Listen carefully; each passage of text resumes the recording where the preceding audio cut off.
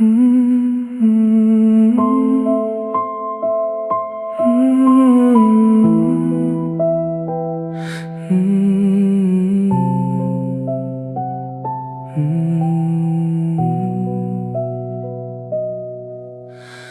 នេះបងកាន់គីតា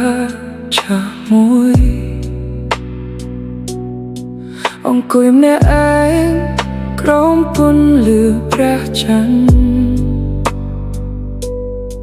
ទំនុកភ្លេងដែលធ្លាប់និពន្ធសម្រាប់អូនថ្ងៃនេះคล้ายជារឿងរ៉ាវនៃការបែកបាក់រូបភាពកាលពីមុននៅតែច្បាស់ដូចទៅតែកើតឡើងកាលពីម្សិលមិញតែការពិតអូនបានដើរចេញទៅឆ្ងាយទុកឲ្យបងនៅជាមួយការនឹករលឹកបងមិនដឹងថាអូននឹងបានឮវាឬអត់តែតននេះជាពេលចុងក្រោយពីបេះដូងបង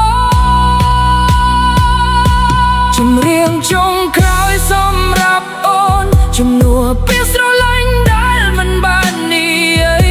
ជំនួសទឹកភ្នែកដែលលាក់ក្នុងចិត្ត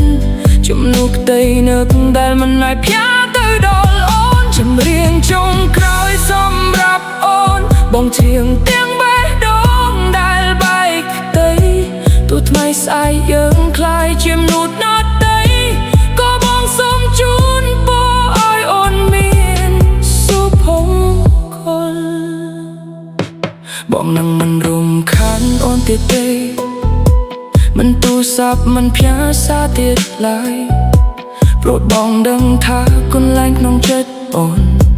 ថ្ងៃនេះមានអ្នកផ្សេងកាន់កាប់រួចហើយស្នេហ៍ខ្លះមិនបានបញ្ចប់ដោយការស្អប់តែបញ្ចប់ដោយការទទួលយកការពិតធំនោះដែលយើងស្រឡាញ់បំផុតមិនមែនតែជាមនុស្សដែលនៅជាមួយយើងបាទថ្ងៃណាអូនឮបទនេះសូមកុំស្រក់ទឹកភ្នែកព្រោះបងមិនចង់ឲ្យអូនឈឺចាប់បងគ្រាន់តែចង់ឲ្យអូនដឹងថាមានបុរសម្នាក់ដែលធ្លាប់ស្រឡាញ់អូនអស់ពីរួមចិត្តមានបុរសម្នាក់ដែលនៅតែអរគុណអូនសម្រាប់អនុស្សាវរីយ៍ទាំងអស់ចម្រៀងចុងក្រោយសម្រាប់អូនជាបទភ្លេង